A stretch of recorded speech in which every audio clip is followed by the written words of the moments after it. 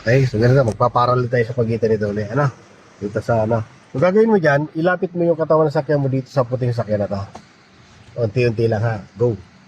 Lapit mo siya, na hindi ka lang sasabit. Sige lang. Ba't diba? Ayan. Kailangan di mo lang sabitan siya ha. Go. Pag lumalapit, layo mo konti.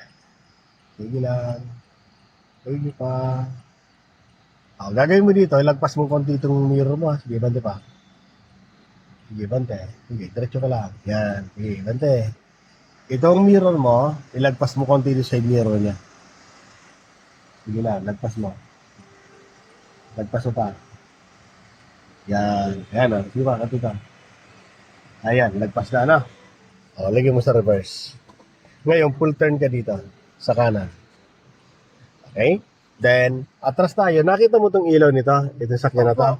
Nandun sa dulo. Yun nandito sa may gutter na ano ha. Ito.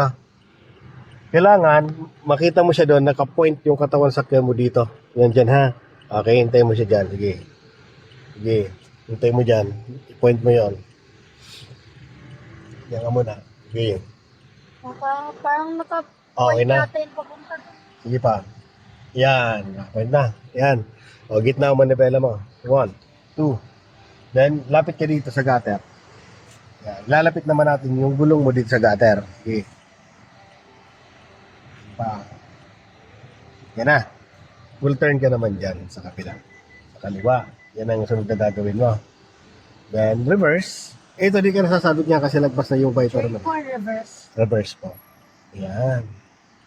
Full turn lang. Sige lang. Sige lang. Di naman sasabit na yan kasi nakalagpas na yung wiper. Sa likod po. Ito sa likod, pasok pa naman to. Okay. Stop. Gawin mo ngayon. Ang gawin naman natin ngayon kasi medyo dumikit na dito yung gulong mo sa gutter, ilagay mo siya sa drive.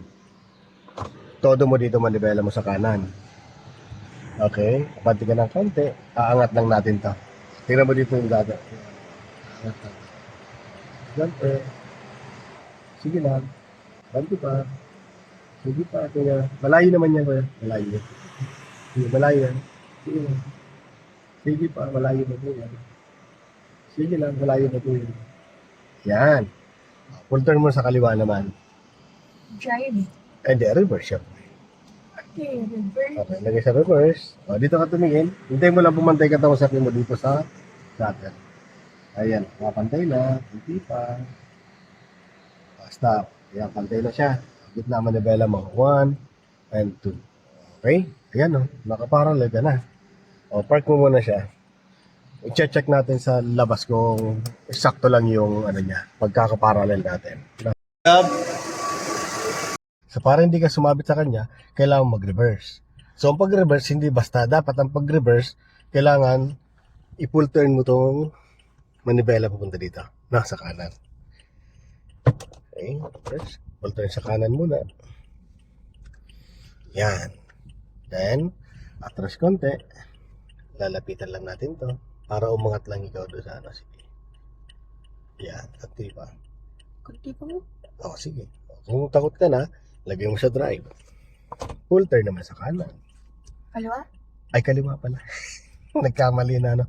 Okay, full turn sa kaliwa. Then, abanting konti.